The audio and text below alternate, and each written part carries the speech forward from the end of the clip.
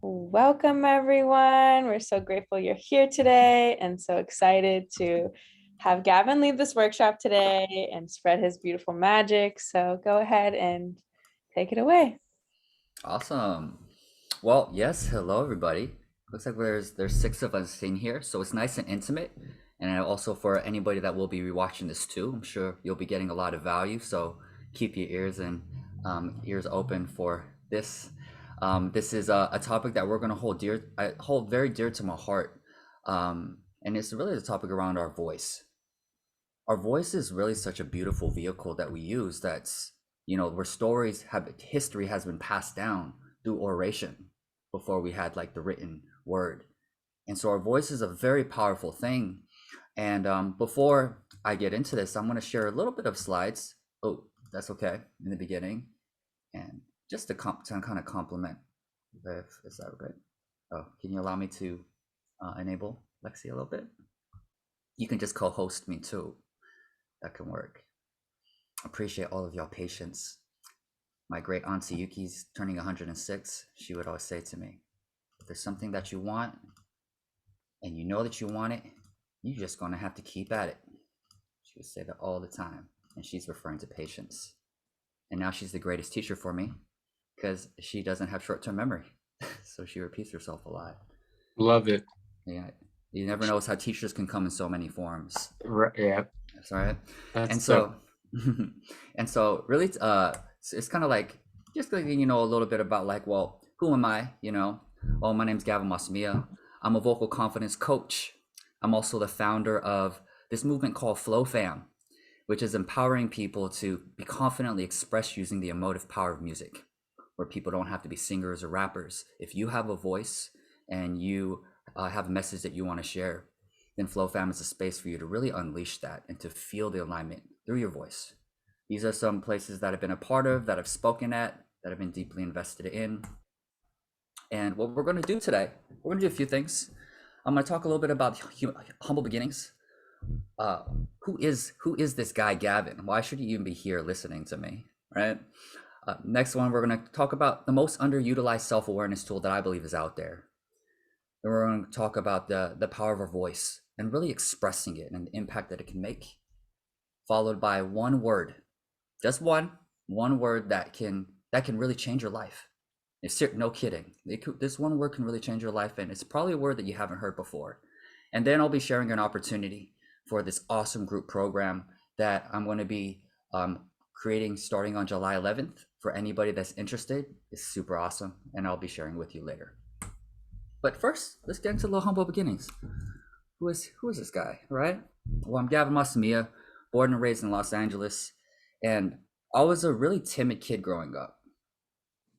I was basically that stereotypical shy Asian kid. I had blue braces, like you see me in 6th grade. I had parted down hair. I started a year late too.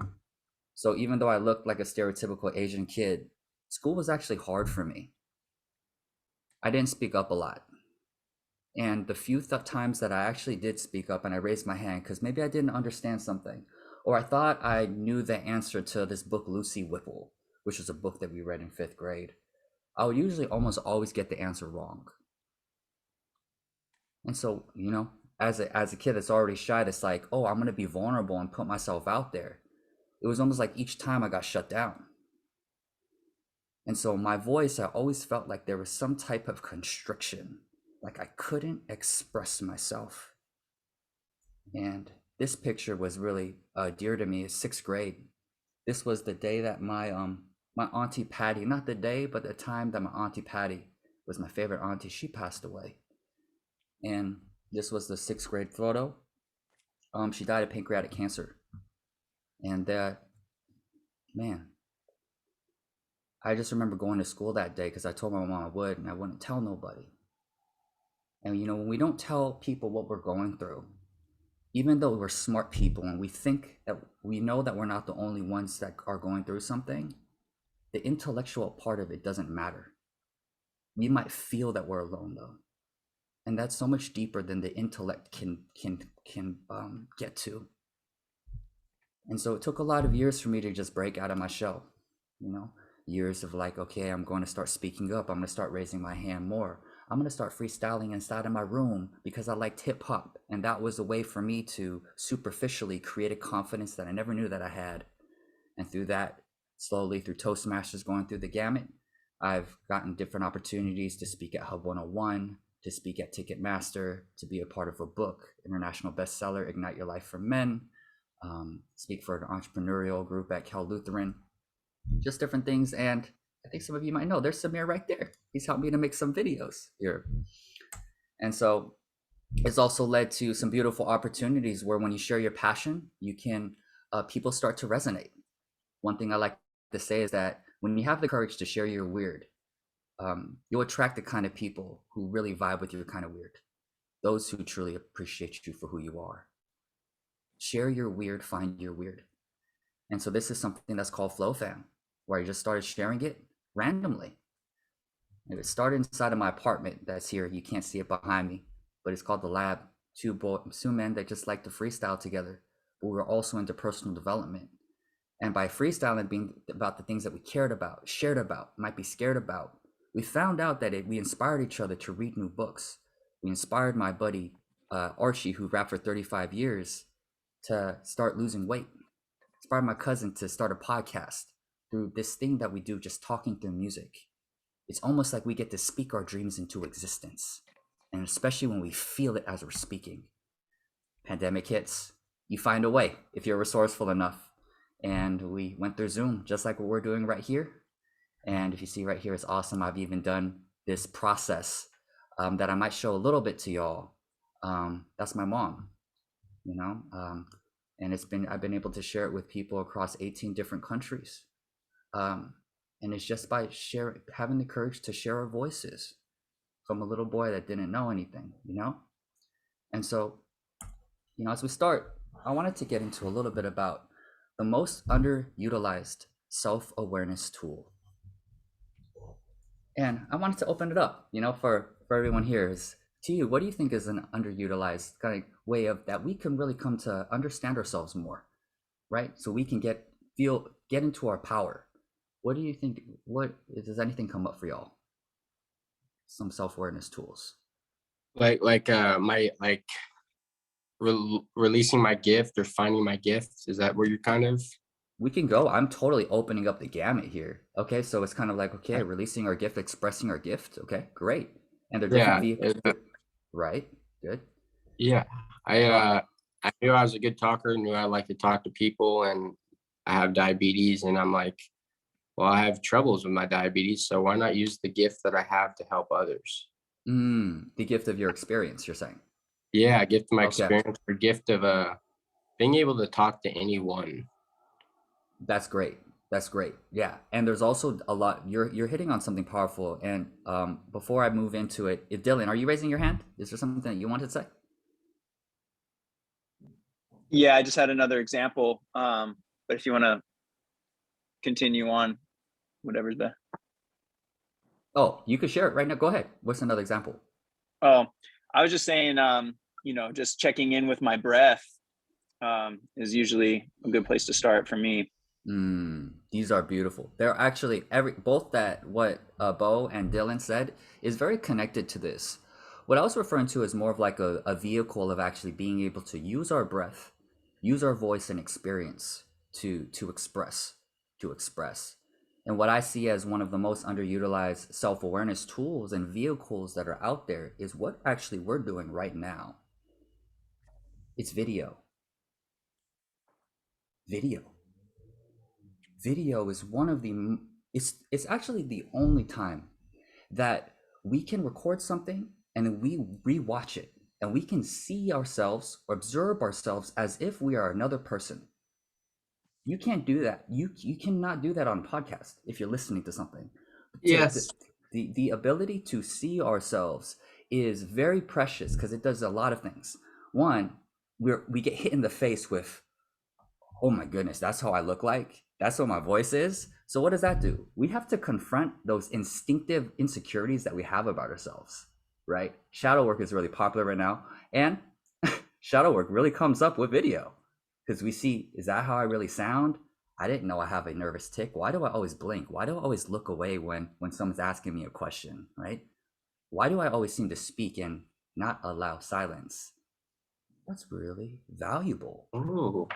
It's really valuable because we get to see our insecurities and our idiosyncrasies. Literally, we can see it. And also, though, there's the other side. If we start to really engage and start talking about things that really matter to us, we can start to see ourselves in our passion, in our power, how our voice inflects upwards if we get excited, how our cadence starts to get a little faster when we get excited about something. It almost seems like we're in flow. We're not even having to think about it anymore. And then that can remind us that you can still be poised and passionate too. And then we can start to adjust ourselves. And so video is a great way that we can come to understand ourselves, but also it's a way that we can transmit our voice for other people to relate. Does anybody do videos here or interested? Oh, Yeah. I absolutely love what you said. And the second you started going into that, I had my hairs kind of stand up on my hand because, it teaches me not just how to use my body when I'm on my body language when I'm on there, but my dialect or my voice. And sometimes I think I did a great video or something, and I remember a couple times I posted it and then I watched it after I posted it. I'm like, "Oh, you didn't keep your mouth quiet, you just were rambling on, rambling on." So like the whole message I wanted to get across didn't necessarily get across because I didn't slow it down or kind of give a pause for someone to think. Yeah. And then also noticed that I was like maybe doing too much or something. A little Italian spaghetti hands or something. Yeah, like It's I don't know, energy's good, but in the sense when they're trying to listen to what you're saying, it wasn't. Right. Yeah. It's kind of like, Bo, that's great. It's kind of like what Dylan was mentioning too about the power of the breath. There's in my coaching and also when I facilitate spaces, I introduce concepts from other languages that English may not have. And one that a Japanese concept I recently came across in this book called A Shift in Being by Leon Vanderpoel. Great book for anybody that's interested in transformational work. He has spoke Japanese. Oh, cool. I spoke Japanese for 7 years, but I know about that much. Likewise, but I take what matters to me, right? And so this one word is called ma, and ma is essentially defined as the essential void between all things. So it's the silent space between a conversation, or the little piece of silence between musical notes that make music, right? And those are really precious moments that we have. And like what Dylan was saying is like even taking time for breath inside of conversation when we are exchanging voices with people that we care about, or if we're on video, letting it breathe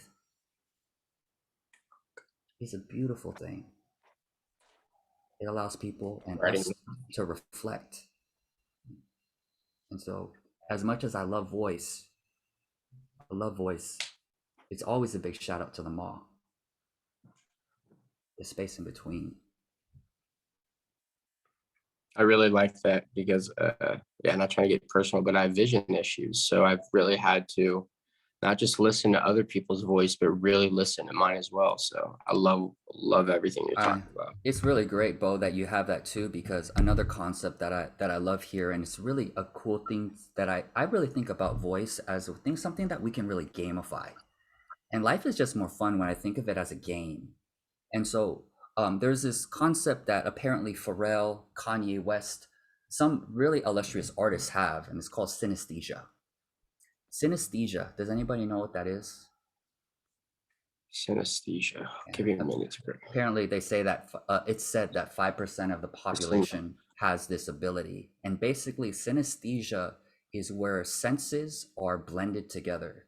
So sometimes people can hear music, but as they hear it, they can see colors, or certain people can look at somebody and then they get a type of taste in their mouth. And so they're blending sight and taste, or hearing and and vision together. Now, how does this apply to all of us?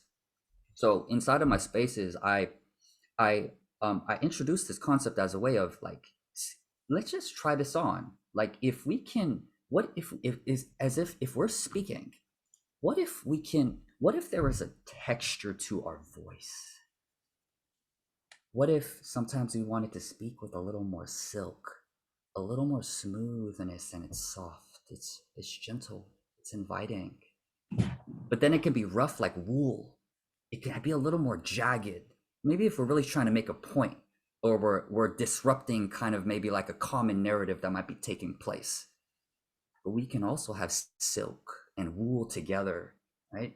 My hand, you see, sometimes I'll use my hands like this when I'm speaking because I'm trying to gamify and get a sense of feeling the words. And I think about that as listening too, right? When we're listening, like, what is this person really experiencing? What are they feeling? They might not even say it. Maybe I have to close my eyes and really just hear, is there quivers coming in their voice? Right? And we're really starting to dig deeper into intuitive listening. Like, this is things that I tend to learn a lot from women. Women tend to have a very strong intuition. My mom has a very strong intuition. And it's one of her like gifts to me is to follow mine more. But that intuitive listening is not always what's being said, but it's the undertone. Right? And so inside of communication and our voice is most powerful, not just when we're speaking what's true to us, when we're also listening for what's present in the space. Right? And so I honor all of you for being here, and anybody that is tuning in, knowing that, there's so many other things that are really pulling at our attention. And everyone here, as humans, we all have our own challenges that we're going through in life. And some we're not going to fully know. I'm not going to know fully about that, the challenges that all of you are going through, and just knowing Vice that. versa. Right, exactly. So it creates a sense of humility and also a common ground of that, hey, we're all on this human journey. We're all trying to figure this out. And you don't have to be a content creator like the next person or think that it has to be a certain way, or you have to be like me. I always thought I had to be like Tony Robbins, I always thought I had to be like that. And like, I have to always be big energy. And I even started my first website called Life Enthusiast, and I was trying to be like power move when I went to Date with Destiny in 2012. And I'm like, yeah, I'm going to state emotions created by emotion, personal power too. And I would live with passion. And I would be like, if you don't live a passionate life, it's dead. And I do not believe that no more, actually, but it's kind of cool because we learn a lot by imitating other people. I had to find that. Like, even though I love freestyling, I had to copy Fabulous. I had to copy Tupac and come from the gut more in order to inform my own style. And that's why I think of our voice is not something that we just find. It's also that we're creating. Our voice is the way to experiment, right? One of my favorite teachers is named Roger Love. He is a voice coach that's worked with a lot of Grammy winners. Or music, is that Emmy? That's Emmy for music, right? No, it's Grammys. It's for music. Yeah. Is that right, Holly? Yeah. Okay. Right. But he's also worked with musicians, and he's also worked with the likes of Brendan Burchard and Tony Robbins. And what he's found is that when he works with speakers or singers, he works with them in a very similar fashion, using the analogy of a piano. And basically, he says that our voice is like a piano, not even just when we're singing, but when we're speaking. And a piano has 88 keys. But a lot of us, based on whatever it is, just how we were growing up, we might access 2 keys. If we're lucky, we might access 5. Now, people that have the 2 keys, right, they might just have a normal voice like, hi, my name is Gavin Masamia. I'm a vocal confidence coach. I help people find confidence with their voice. If I said it like that, would you be enrolled in that? I don't know. Some might, but some people that have 2, they have a normal voice, but then when they get excited, they're like, oh my God, this is what happened. And then they go back to normal, right? So, but we have a whole plethora of keys that we use. And when we experiment with that, we experiment with our voice and be like, hey, how you doing? Hey, how you doing? How you doing? And we experiment with that even in the comfort of our own space. You might notice that you feel differently. And so our voice is not only a self-awareness tool, it's actually a transformational tool, because the way we use our voice changes. They're literally vibrations, physical vibrations that are coming out of our mouth in the form of invisible sound waves that then move into the ears of other people, that therefore they interpret, right? And you can feel that sometimes with people, that when they're speaking and somebody can say the same lines, like, I hope you're having a good day.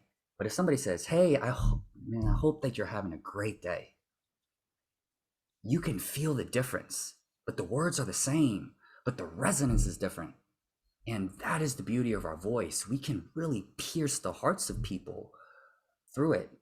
And what does it do? It creates emotion. And when we have a strong emotion associated with experiences, what does that create? It creates memories.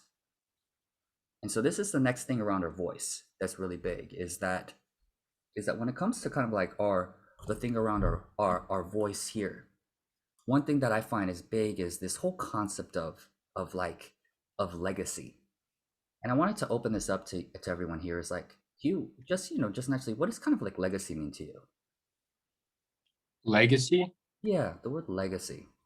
I believe legacy is something not that you're creating in time, but something that you want to create for everlasting. And a legacy might not just be for your legacy, but maybe your company's legacy, your family, your last name, kind of whatever you believe in. That's what I think. That's good. Yes.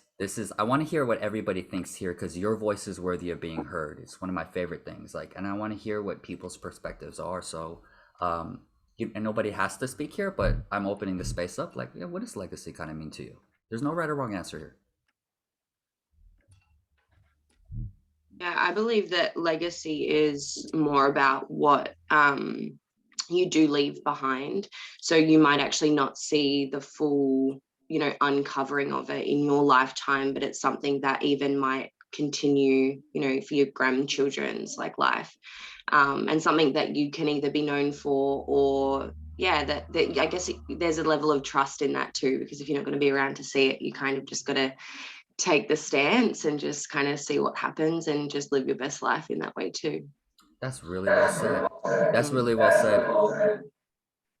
Was that a dog?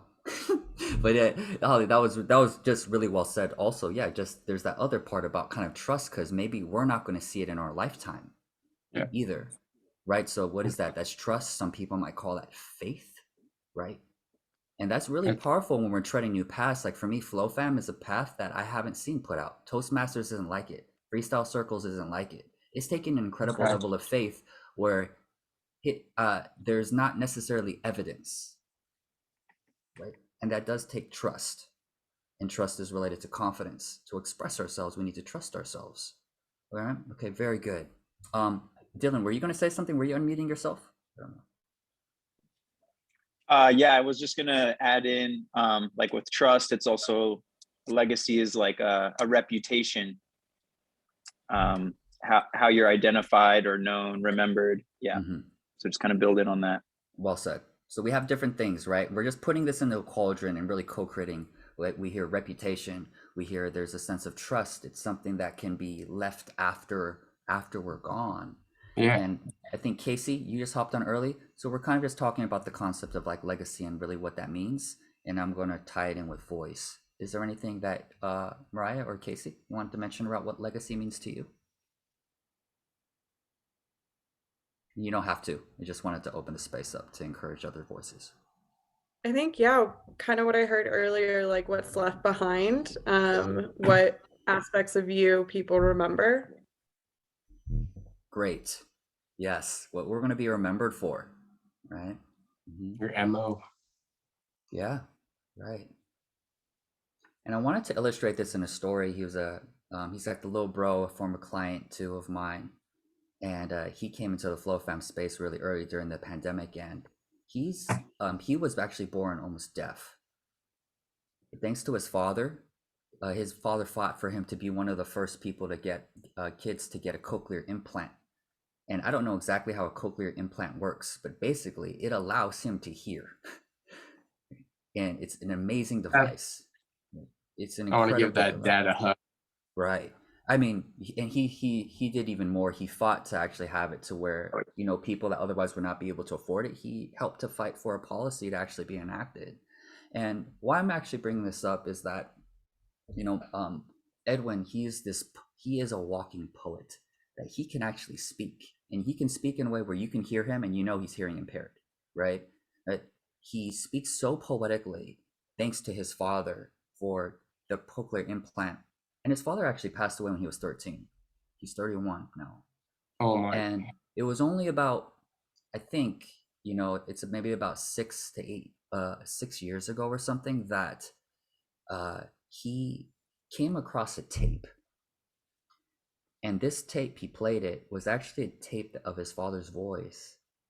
And I don't know the context or how his dad did it, but basically it was for Edwin. And it said something like, you know, Edwin shared it with me that, like, you know, hey son, I want to say I'm sorry.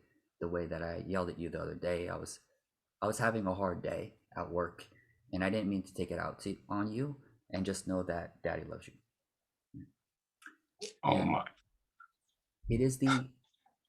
it's the only audio artifact that he has of his father's voice, the only one. And it moved him to the point where he basically, I think he might put it on GarageBand. He condensed it so it looks like a sound wave.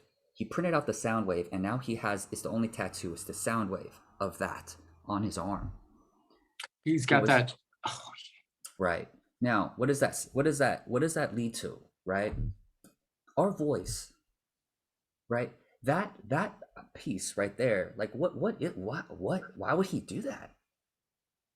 Why would he put this sound thing onto his thing from hearing his dad's voice? Like, what do you think, everyone? Like, yeah, we have memories. But what's about this voice thing, right? I think it's about more of the fact that remembering, hey, at one point you couldn't hear, and now that the fact that you could hear and that you're hearing my voice, just letting you know I'm always going to be here with you. Great. You're right. There's no right or wrong answer here, because we're seeing it's really, you know, Edwin's thing was, to him, it made his dad's presence visceral. He was able to hear his dad, almost like his dad was there. Yeah, Right? it's like the power of vibration and energy that comes through the voice rather than just the memory. Yeah. Yes. And I think about this in terms of legacy. I just think about, well, my grandparents, yeah, there were some VHS tapes of like a Christmas dinner and people are eating at Thanksgiving or something, right? And it's a loud noise, right? But there's not videos, and it made me wonder, like, what if there was a video of my grandma, you know, and she was 28 years old or something, and she had a video of her like, I'm going through a career transition right now, and it's kind of challenging, you know. I just got married, I'm about to have my first kid. You are? No, I'm playing in my mind, like, what if I had a video of my grandma? It's great. Yeah, what if I had a video of my grandma, like of that, or like my auntie Patty, who died of pancreatic cancer, right? And she was kind of doing a vlog, or she was talking into the camera, like, what would that leave for me? You know, like, that's a way for their spirits to live on. And so I've actually been recording more, have a lot of footage with me and my aunties. And I'm so grateful because they're at a different phase of their life at 105, about to turn 106. There's two of them. They're just they're not there and the same. You know, you can't have these same conversations. And so it allows me to have a semblance of being with them. And I'm just like, every video that I'm creating, right, is like, there's an opportunity for legacy. I'm like, what if my future kids, what if my nephew, right, what if my niece can see this snapshot of a time of Gavin talking about, you know, that your voice is worthy of being heard. Like, what impact could that make, you know, like, beyond when we're gone? And so our videos, our voice, are artifacts. Our recorded voice and videos are artifacts for the future, you know. And I think it's such a beautiful thing. Like, imagine, like, what if you were able to have those little snippets and artifacts of your grandparents or people that you loved that are no longer here?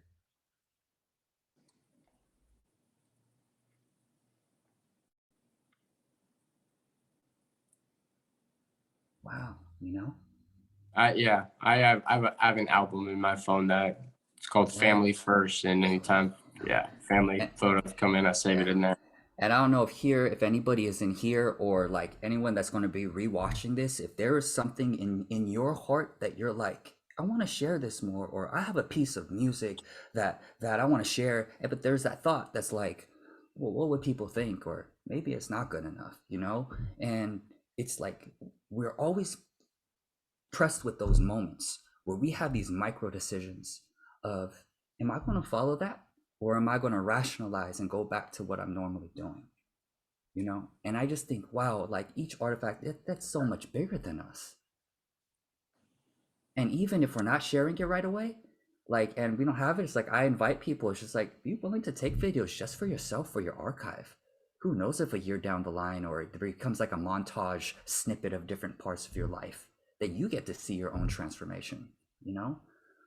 I don't have a lot of regrets in my life, but one of them that I look back is I used to post a lot of videos growing when I was in college on YouTube. And I took them all down because I'm like, I need to rebrand. I need to, no, they're really shitty. And now I think like, oh man, I miss out on that journey to see my growth. That's one of my regrets. I wish that I kept it. I wish I kept those shitty videos because I've grown so much since then, you know? And so if Are not, they like, not on a hard drive somewhere? come again? No, I don't have them Are no they on a more. hard drive? They didn't have an external hard drive back then. So all that being said, right, they're lost. They're lost now. And what opportunities could that see for like, wow, Gavin really wasn't that good at speaking before. Wow, look at him. He wasn't as attractive as he is now. Like whatever those things are, it's great. It's a part of our journey, you know, to like, no, you don't have to, like, I didn't start this. You don't start us this way. You build it. I tripped over myself, you know? And so I just wanted to open this up here for the spaces, just like everybody, what are you kind of like, yeah, is there anything that you're kind of like getting through our little conversation so far? Like what's coming up for you? I like dancing with people here. I love the idea of like sound as an artifact. I know for me, I've started saving voicemails on my phone from like people I care about. If they say things like, I love you, or like, checking in. And I found that, particularly in one instance, when someone I cared about passed, having that voicemail was really powerful in a way that kind of still images aren't. And it was like dynamic and had a very different effect. So Yeah. Yeah, it is. Like that's one thing that I'm known for is audio messages and videos, sending videos to people. And you know, there's another way. That's another way of sharing these artifacts for people to actually feel our vibrations, not just a written word. They say a picture's worth 1,000 words. Great. Well, how about music? How about our voice? That's like that. There's so much inside of that, you know. So I think I'm gonna have to come up with a saying for that. But like you're right, there's something so powerful in it coming into our bodies. Like the voice is literally coming into our bodies, and we're taking it in and interpreting it. And so there's something that's really beautiful about that. And one thing we didn't get to too much right here is what is this mission that I have right here, and everyone here will have a deeper purpose that's usually going to be informed by the deficits of life, by the pain. So for instance, for me, right? Me just feeling like I didn't have a voice growing up, you know, that I was constantly like thought that I was put to the side, that every time my birthday rolled around, like I hated it because people said that I'm old, that I flunked school. I was the most quiet on my birthdays. I was not happy on my birthdays because I got made fun of on my birthday. So my voice was the most unpresent, you know? And so, but it created a passion, like it created a deep purpose for myself, a very specific empathy, a very specific compassion, right? And so it's the same with pancreatic cancer. I feel for people that lost members from pancreatic cancer Not necessarily breast cancer as much, or lung cancer, or brain cancer, pancreatic cancer, because it took the lives of my grandma and my auntie 2 years apart, you know? And so whatever those pains are for you, there is incredible power there. It will inform a very specific compassion of who you want to serve, the kind of things. And so does anything come up for you around that, about like where your passions are and how it might relate to pain of your past or current? I love all of this, what you're saying. And I think like there's some sayings like your wounds are your wisdom or your pain is your purpose. Like these really resonate. And that's how I've healed, is by listening to other people be vulnerable and share how they've transformed through their pain, and reflecting on my own pain in my life, and not becoming a victim to the pain, but really moving through it and supporting other people, because it is so important to verbalize these hard parts of our lives, because we all go through pain in some form. Yes, we all do. And it's like, it's sometimes it can seem counterintuitive, like in a sense where, like, for me as a coach too, it's like, oh, I shouldn't share this painful aspect or this and that, because that's going to lower my credibility. And I'm really getting to this point where it's like, no, it actually does the opposite. It does the opposite because it creates relatability. And even in speaking of things that if we're through the eye of the storm, Brene Brown talks about like, don't speak about something unless you're fully over it. And I'm like, okay, and I think we might be agreeing on the same thing. And like, I'm like, I don't know. I've had times in my life where I express something, I'm going through it, and it helped somebody who was suicidal at a Toastmasters meeting. She came up to me afterwards crying and hugging me. And I was talking about the first time I got in therapy. But I wasn't a victim about it though. I wasn't like, give me attention because I feel bad for myself. It was just, if you're going through some hard things, you're not alone. You're not alone. And so just thinking any times in the future that you're experiencing some pain, like regardless of what tone or skin is, regardless of like what color someone represents in their life, like we all go through challenges. We all have unfulfilled expectations at times, unless someone's Sadhguru. And there's not too many of those in the world, right? We all go through these things where you get disappointed and things. And there's actually a beautiful thing, like put on the court. My car got broken into 2 weeks ago, right? And my dumbass, actually, I left my wallet there for that hour. So my wallet got stolen. A whole bunch of stuff got stolen, right? But I was okay. I meditate a lot. It was all right. I'm going to get everything canceled. And I'm, actually, these things came in right now, today, my ID card and all things. But then my battery didn't work, right? Got a new battery. But then my car didn't start the next day. Ooh, I got the alarm reset. And then the next day it didn't start again. And then I'm like, what does this? And I wished bad for these people, whoever took it, But the thing about it is that, like, I know that there's a lesson there, and I ended up creating some content on that, just like, I have not been this frustrated in years. And it, and what I'm really getting, and I got a few things, lessons that I was getting from is like, I don't have to meditate right away. Be in a healthy space where you can tantrum. I put my windows up and I yelled, and then I meditated and had Greek yogurt, and then I addressed it at AAA. And then I talked to my friend and said, can I complain for 5 minutes, bro? I don't want your advice, by the way. And I let it out like that. And I was like, oh, these are great things, And then it reminded me of all the times I took psychedelics, right? And one of the lessons in psychedelics is like, we're all one, we're all connected. And so then I'm like, holy crap. Yeah, right? Like, oh, it reminded me back to high school when I would like steal Honda signs. I would do that with my gift cards. Like, I was a little shit. I would do that for no reason. I don't even know why. I just did it because I thought I wanted to be cool. And what do you know? I have a Honda and my credit cards got stolen, And I'm not saying this is karma or whatever. I'm just saying that, like, oh, it reminded me of a time when I was this other person that was vandalizing stuff. And so it had me a deeper connection. And then I thought, oh, wow, challenges are an opportunity to practicalize spiritual lessons. Right? Boom. I was like, oh, snaps. and I created a video on that, right, around that. And I'm like, there's still lessons that I'm going to have to learn, but you know, that's there's I was getting messages from my friend from Netherlands, you know, that was just like, oh, and it didn't get super a lot of views, but you never know who it's going to touch. She's like, I was going through a really hard time, and that was just what I needed.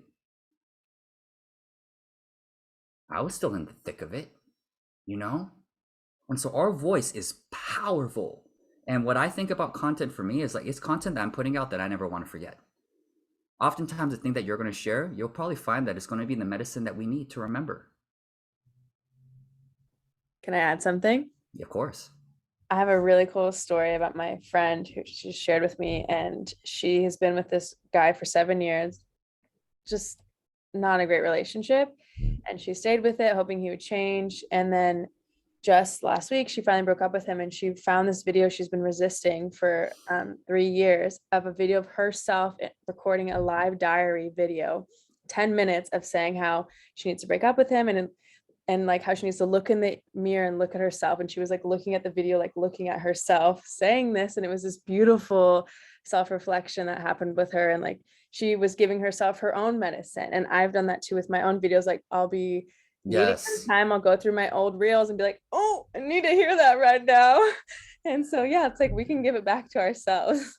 Yes, there was a concept that actually that was created on the spot with my buddy Samir that I think is just around like looking into the camera and speaking messages to ourselves, but it's looking into the eyes of other people. So where are we connecting with? People that will resonate with us, our messages, right? But it's intended for us. So I have one too that was it was basically a prompt. Prompts are amazing, everybody, too. Prompts are basically incomplete sentences.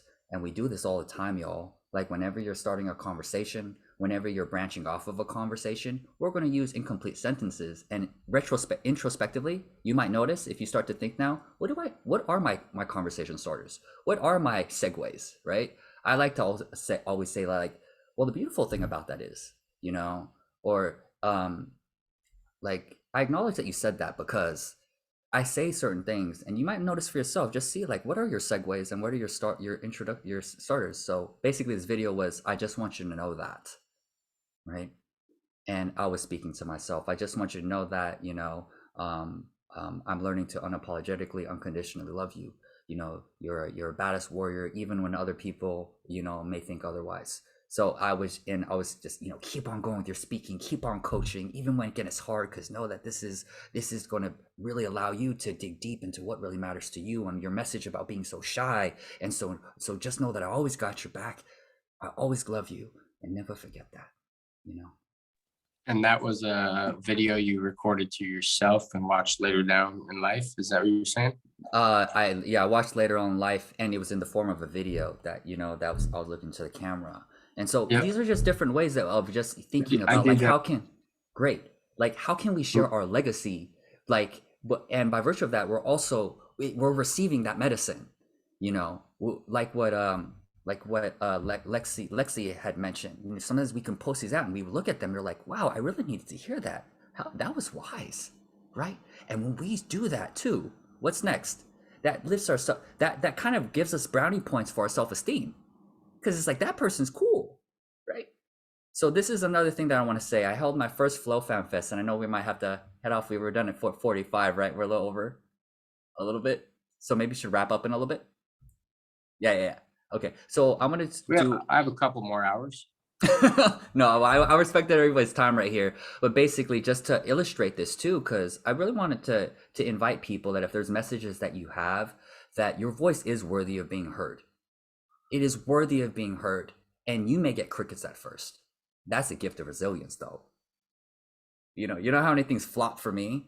But let me just illustrate this. Is I held my first weekend retreat in March called Flow Fan Fest. It was basically inviting flow in all the different areas of our life through accessing flow through our voice, which is basically the optimal state of consciousness where we feel our best and perform our best. It's another conversation here, but basically it led to an experience called Flow and Tell that I created, which basically is where people are going to be sharing or sharing an artifact that's going to be recorded of them as a representation of their highest self.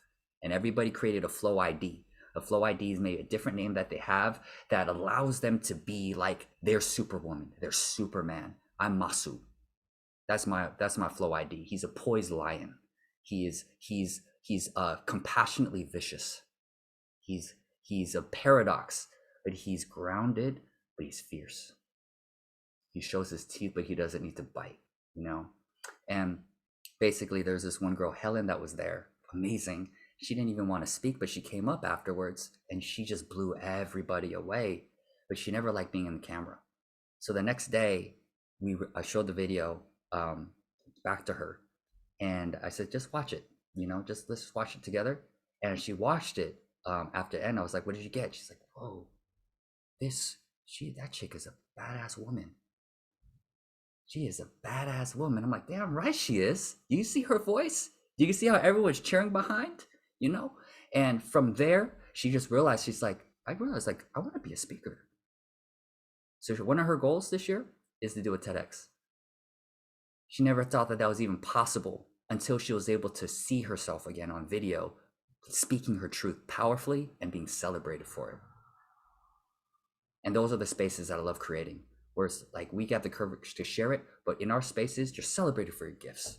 You know, you're celebrated for it together. We can't exist in a silo. And so what I wanted to end it with this part is, this is the last word that I wanted to share, right? This is the word that said can change your life. If you allow it to. It's a Japanese word that we say before we eat. It's called itadakimasu.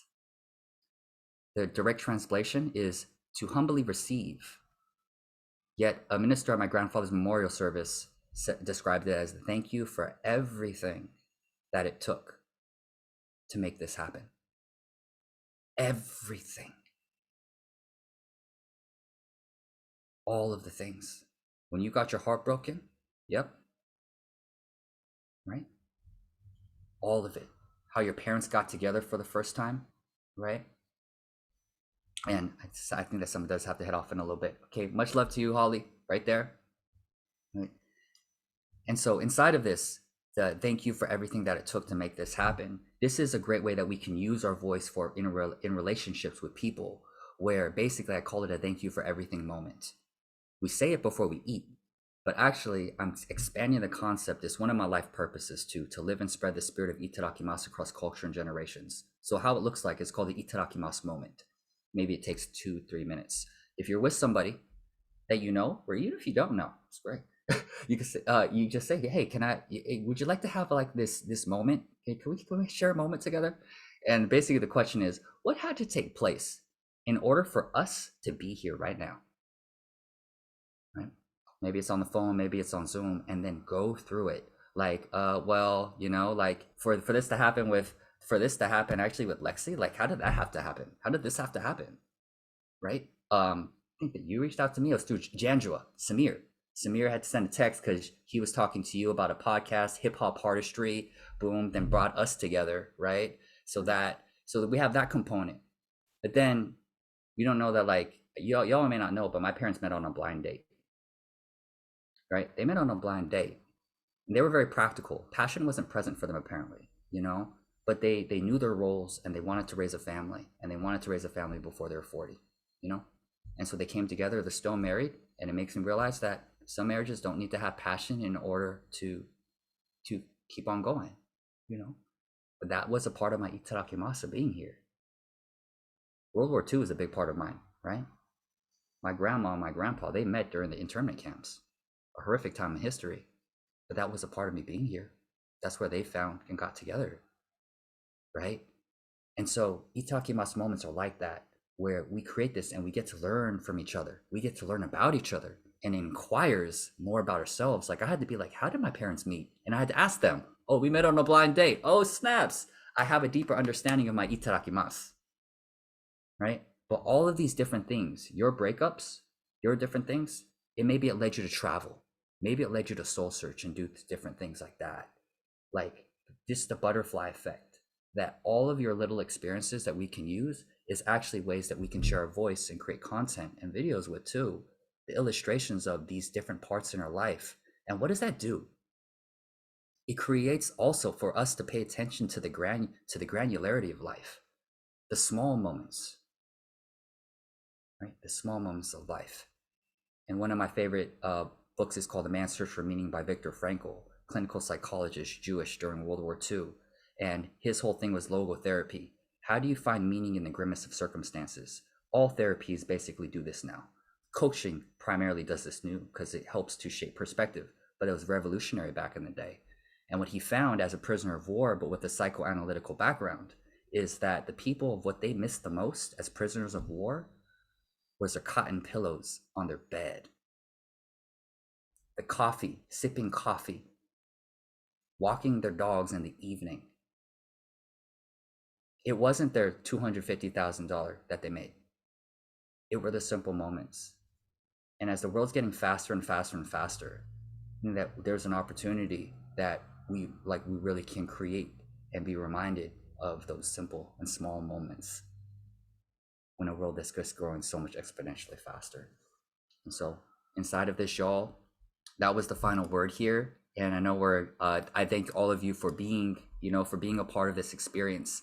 And I also just wanted to lightly share that in starting on July 11th is going to be starting this beautiful program that I created. It's called a flowgram. It's a flowgram, and it's a group program, and it's going to be intimate. It's going to be 10 people, and it's all about this whole notion of sharing your legacy. And what do you really want your legacy to be?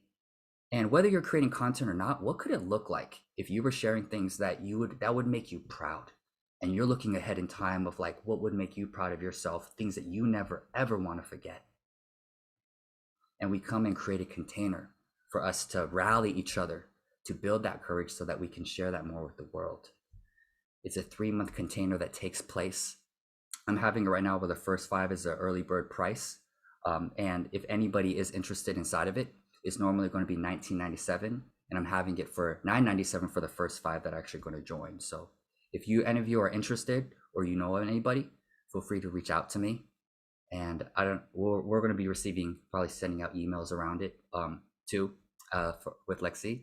But just keeping that in mind. And regardless, I want you to know like your voice is worthy of being heard. So if there's something, like, feel free to have the courage to express it. And I always think about 2 things. That honesty is one thing. We can express our truth. That's powerful. A lot of people are doing it now. Some people are talking about vaccinations or anti-vaccinations or what's going on in Ukraine, what's going on with Russia, and really taking a side, right? That's all right. But there's also this other part that tends to is missing, is when we lack compassion. So when we create videos, they're not just honest, but they're coming from compassion. And we think about what's going on over there. Then that's what the world needs. It's not just honesty and not just compassion, but honesty and compassion. And with that, your voice is so worthy of being heard, y'all. So thank you for being here. Thank you. Thank you very much. So amazing. I really appreciate you sharing everything you did today. Yes, y'all.